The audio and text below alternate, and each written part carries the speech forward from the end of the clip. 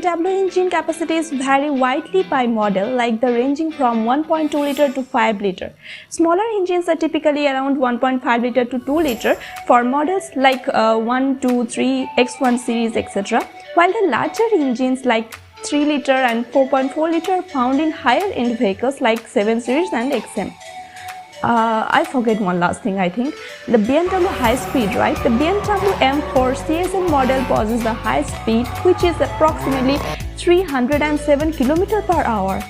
So now I'm gonna end this video.